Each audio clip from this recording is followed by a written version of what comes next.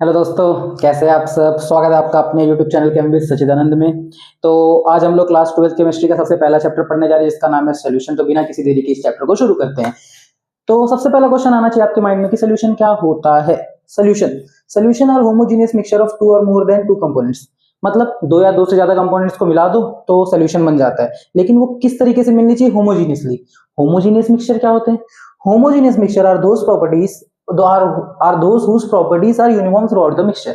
मतलब मान लो तो हमने क्या किया, एक ग्लास में नमक डाला, एक ग्लास पानी के अंदर एक चम्मच नमक डाल दिया और मिला दिया। अब वो जो नमक है वो पानी में पूरी तरीके से मिल चुका है। अब उस पानी ग्लास के अंदर से अगर जो मैं आधा ग्लास पानी आपको दूं और आधा ग्लास पानी खुद पी लूं, तो आपको जितना पानी नमकीन लगेगा उतना ही पानी मुझे भी नमकीन लगेगा। मतलब उसके जो पार्टिकल्स है सॉल्ट के, पानी में पूरी तरीके से मिल चुके हैं, प्रॉपरली मिल चुके हैं। इसी को हम लोग बोलते हैं होमोजीनियस मिक्सचर, ठीक है, या होमोजीनियस सोल्यूशन।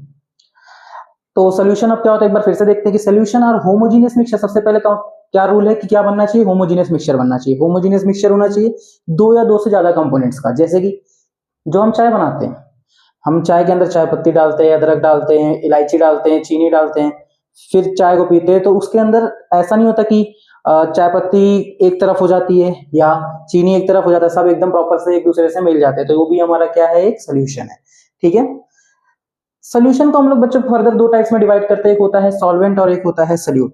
तो वो चीजें component that present in the largest quantity in the solution. Solvent क्या होते हैं? मान लो जैसे हमने फिर से वही एग्जांपल लेते हैं, एक ग्लास पानी के अंदर एक चम्मच चीनी डाला, पानी ज्यादा है, सॉरी नमक डाला, तो पानी ज्यादा है कि नमक ज्यादा है? पानी ज्यादा। तो जो जो सब्सटेंस हमारे सोल्यूशन के अंदर ज्यादा अमाउंट में रहेगा वही हमारा क्या कहलाता है? सॉल्वेंट, ठीक है। और वैसा वर्षा जो कंपोनेंट हमारे पास कम अमाउंट में रहेगा वो हमारा क्या हो जाएगा? सल्यूट। तो अगर जो एक ग्लास पानी के अंदर एक चम्मच नमक डाल रहे हैं तो जो पानी है वो हमारा क्या हो जाएगा? सॉल्वेंट, और जो नमक है वो हमारा क्या हो जाएगा? सल्यूट, ठीक है। अच्छा, एक चीज और, जब हम लोग सल्यूट और सॉल्वेंट को मिलाते हैं, सल्यूट और सॉल्वेंट को मिलाते तो सोल्यूशन बन जाता है। सोल्यूशन का स्टेट, कि वो सॉलिड रहेगा, कि वो लिक्विड रहेगा, कि वो गैस रहेगा, वो किस पे डिपेंड करेगा? सल्यूट पे कि सॉल्वेंट पे? ऑब्वियसली सॉल्वेंट में, क्योंकि सॉल्वेंट हमारे पास किस अमाउंट में? ज्यादा अमाउंट में। तो उसी पे डिपेंड करता है हमारे सोल्यूशन का स्टेट। तो the state of a solution is determined by the solvent because it is present in the large quantity, ठीक है। आई होप यहां तक आपको क्लियर होगा। तो बच्चों हमें इस क्लास में सिर्फ बाइनरी सोल्यूशंस के बारे में पढ़ना है। बाइनरी सोल्यूशन क्या होता है? नाम से समझिए, बाय मतलब दो, a solution which is made up of only one solute. ऐसा सोल्यूशन जिसके अंदर सिर्फ एक सोल्यूट हो और एक सॉल्वेंट हो। एक से ज्यादा सोल्यूट नहीं होना चाहिए, एक से ज्यादा सॉल्वेंट भी नहीं होना चाहिए। तो उसी को हम लोग क्या बोलते हैं? बाइनरी सोल्यूशन बोलते हैं, ठीक है। तो बाइनरी सोल्यूशन को भी हम लोग फर्दर तीन पार्ट्स में क्लासिफाई करते हैं। एक होता है सॉलिड सोल्यूशन, एक होता है लिक्विड सोल्यूशन, और एक होता है गैस सोल्यूशन। सॉलिड सोल्यूशन क्या होते हैं? जिसके अंदर जो सॉल्वेंट होगा वो सॉलिड होगा। लिक्विड सोल्यूशन क्या होता है? जिसके अंदर जो सॉल्वेंट होगा वो लिक्विड होगा। और गैस सोल्यूशन वो जिसके अंदर सॉल्वेंट जो होगा वो गैस के फॉर्म में होगा, ठीक है। ये फर्दर तीन तीन टाइप्स में टूटेंगे। जैसे कि सॉलिड के अंदर मैं सॉलिड मिला दूं, सॉलिड के अंदर मैं लिक्विड मिला दूं, और सॉलिड के अंदर मैं गैस मिला दूं। सॉलिड इन सॉलिड का एग्जांपल है कॉपर इन गोल्ड। जो हम लोग ज्वेलरी वगैरह लेते हैं वो 24 कैरेट नहीं लेते, 22 कैरेट या 21 कैरेट लेते। क्यों लेते हैं? क्योंकि मजबूत, अगर जो प्योर 24 कैरेट लेंगे तो वो गोल्ड इतना मजबूत नहीं होता। हम लोग क्या लेते हैं? 22 कैरेट, 21 कैरेट, उसके अंदर हम लोग कॉपर मिक्स करवाते हैं। तो कॉपर भी सॉलिड और गोल्ड भी सॉलिड, लेकिन ज्यादा अमाउंट में क्या रहता है? गोल्ड। और तो इस वजह से कॉपर इन गोल्ड मैंने लिखा, ठीक है। दूसरी चीज, लिक्विड इन सॉलिड का एग्जांपल है हमारे पास amalgam of mercury in sodium. Sodium का जो मेटल होता है आपको पता होगा वो सॉलिड फॉर्म में होता है, पनीर के जैसा होता है, पनीर जैसा, उसको नाइफ से हम लोग कट कर सकते हैं तो सॉलिड के फॉर्म में रहता है, ठीक है। और अमलगम जो होती है मर्क्यूरी की वो लिक्विड के फॉर्म में रहती है, वो दोनों आपस में मिक्स हो जाते हैं। गैस इन सॉलिड का एग्जांपल है hydrogen in palladium. Hydrogen gas को हम लोग किस में डाल दें? पैलेडियम मेटल में डाल दें। सॉलिड इन, अब जितने भी सॉल्वेंट होंगे सब लिक्विड होंगे, तो पहला एग्जांपल है solid in liquid. Sugar solid होता है, मैंने उसको किसमें डाल दिया? लिक्विड में डाल दिया। ये लिक्विड सोल्यूशन का एग्जांपल हो गया। दूसरा liquid in liquid, ethanol in water. जो लोग शराब वगैरह पीते हो इथेनॉल, वो उसके अंदर अक्सर लोग पानी मिलाते हैं, वो हो गया हमारे लिक्विड इन लिक्विड का एग्जांपल। फिर उसके बाद आता है gas in liquid, oxygen in water. Oxygen in water का एक मैं आपको एग्जांपल देता हूँ। जो हमारी मरीन लाइफ होती है, मतलब जहाँ समुद्र वगैरह में, झील वगैरह में मछलियां जहाँ रहती हैं, पानी के अंदर ऑक्सीजन डिजोल्व होता है, इस वजह से हम लोग सांस ले पाते हैं। तो ऑक्सीजन गैस है और वो डिजोल्व हुआ है पानी के अंदर, पानी के अंदर मिला हुआ पानी क्या है? लिक्विड। तो ये किसका एग्जांपल होगा? गैस इन लिक्विड का, जो कि हमारा लिक्विड सोल्यूशन का एग्जांपल हुआ। अब गैस सोल्यूशन की फर्दर 3 टाइप्स में solid in gas, liquid in gas और गैस इन गैस।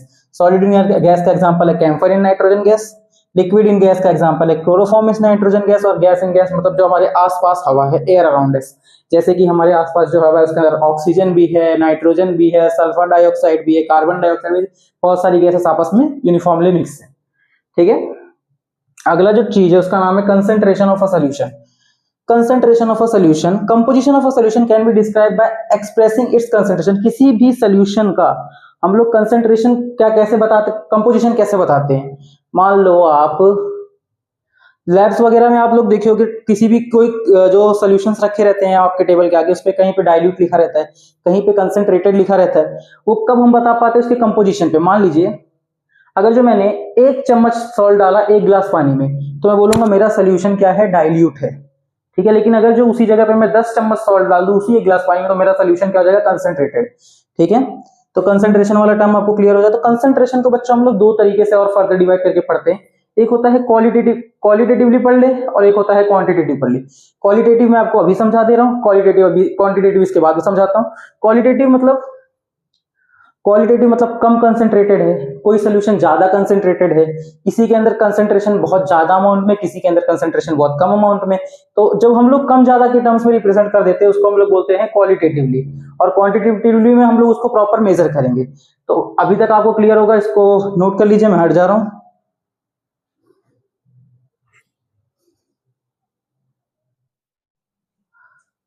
तो क्वालिटेटिव एस्पेक्ट आपको समझ में आ गया होगा। अब हम लोग क्वांटिटेटिव एस्पेक्ट के बारे में देखते हैं। क्वांटिटेटिव एस्पेक्ट आपको नाम से समझ में आ रहा होगा कि इसके अंदर हम लोग क्वांटिटीज के बारे में बात करेंगे। क्वांटिटीज है तो मेजर करना पड़ेगा, तो कैसे मेजर करेंगे, उसके 6 तरीके हैं हमारे पास। सबसे पहला तरीका है मास परसेंटेज।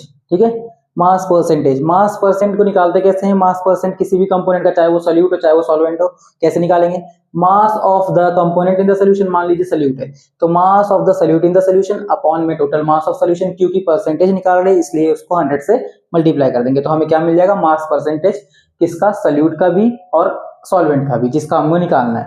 ठीक है, इसको हम लोग W/W से डिनोट करते हैं। इसका मतलब क्या होता है, मान लीजिए कहीं पे लिखा हो 10% W/W of glucose in water, 10% W/W of glucose in water. इसका मतलब क्या होता है कि 10 ग्राम ग्लूकोज को हमने 90 ग्राम पानी में मिलाया, जिससे हमारा जो सोल्यूशन है वो कितना हो गया, टोटल 100 ग्राम। समझ में आया आपको। अगला चीज वॉल्यूम परसेंटेज, इसको हम लोग डिनोट करते हैं V/V से। वॉल्यूम जैसे हम लोग मास परसेंटेज निकालते हैं वैसे वॉल्यूम परसेंट निकालेंगे, volume of the component in the solution upon में total volume of the solution into 100। इसको हम लोग V/V से डिनोट करते हैं। मान लीजिए कहीं पे लिखा हो 10% V/V ethanol solution in water. इसका मतलब क्या कि हमने 10 ml इथेनॉल लिया, उसको 90 ml वाटर में मिलाया, जिससे हमारा जो सोल्यूशन है वो कितना हो गया, टोटल 100 ml। ठीक है, तीसरी चीज है मास बाय वॉल्यूम परसेंटेज। इसको हम लोग W/V से डिनोट करते हैं। इसके फॉर्मूले, इसका कोई फॉर्मूला है, इसको मैं बताऊंगा कैसे सॉल्व करना है जब क्वेश्चंस करवाऊंगा उसके उस टाइम पे।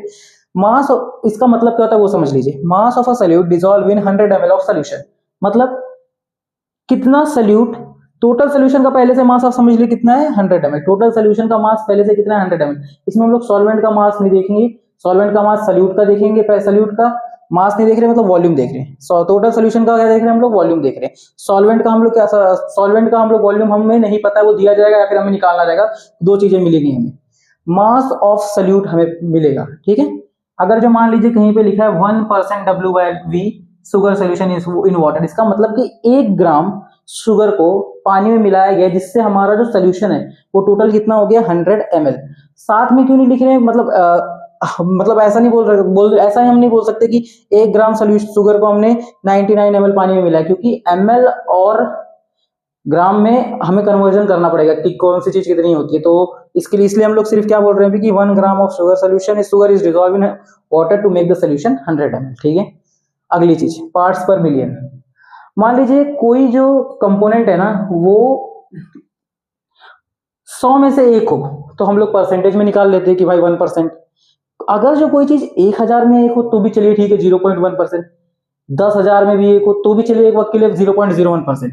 लेकिन अगर जो कोई चीज 10 लाख में 1 हो, कोई मतलब 10 लाख कंपोनेंट सल्यूट का है और उसके अंदर एक कंपोनेंट सॉल्वेंट का है, सॉरी उल्टा बोल दिया मैं, 10 लाख कंपोनेंट मेरे पास सॉल्वेंट का है और एक कंपोनेंट उसमें सल्यूट का है, तो उसको हम लोग किसमें मेजर करते हैं, पीपीएम में, पार्ट्स पर मिलियन में। If the solute is present in the trace quantity, बहुत हल्की क्वांटिटी में प्रेजेंट हो, तो उसको हम लोग किसमें मेजर करते हैं, पीपीएम में। कैसे निकालते हैं, number of parts of the component, कितना पार्ट्स है कंपोनेंट का, अपॉन में टोटल नंबर कितना है सोल्यूशन के अंदर, टोटल कितने कंपोनेंट है वो, इनटू 10 की पावर 6, 10 की पावर 6 मतलब मिलियन, ठीक है। तो हमें क्या मिल जाएगा, हमारा पीपीएम, ठीक है। अगली चीज है मोल फ्रैक्शन। ये जो टर्म्स है मोल फ्रैक्शन और मोलैरिटी, इससे आप पहले भी क्लास 11 में कर चुके होंगे, फिर भी एक बार मैं बता देता हूँ। मोल फ्रैक्शन को हम लोग डिनोट करते हैं काई से, CHI का, ये ग्रीक वर्ड है, उससे डिनोट करते हैं काई से। होता क्या है, number of moles of the component upon total number moles of all component. मान लीजिए हमारे पास दो कंपोनेंट है ए और बी, तो मोल फ्रैक्शन ए का क्या होगा, number of moles of A upon में टोटल नंबर ऑफ मोल्स, और मोल फ्रैक्शन ऑफ बी क्या होगा, number of moles of B upon में टोटल नंबर ऑफ मोल्स। एक इंपॉर्टेंट चीज नोट करने वाली ये है कि अगर जो मान लीजिए मेरे पास सिर्फ दो कंपोनेंट है ए और बी, तो अगर जो मैं दोनों के मोल फ्रैक्शन को ऐड करूंगा तो मेरा सम क्या आएगा, हमेशा 1 आएगा, ठीक है। इसका मतलब अगर जो मुझे काई ए मिल जाए तो मुझे काई भी निकालने की जरूरत नहीं, मैं सीधा उसको 1 में से माइनस कर दूंगा तो मुझे काई भी मिल जाएगा, ठीक है। जो लास्ट है वो है मोलैरिटी। मोलैरिटी को हम लोग कैपिटल एम से डिनोट करते हैं। मोलैरिटी का फॉर्मूला होता है number of moles of solution, number of moles of solute, sorry इसको मैं मिटा देता हूं, number of moles of solute upon में volume of solution in litre.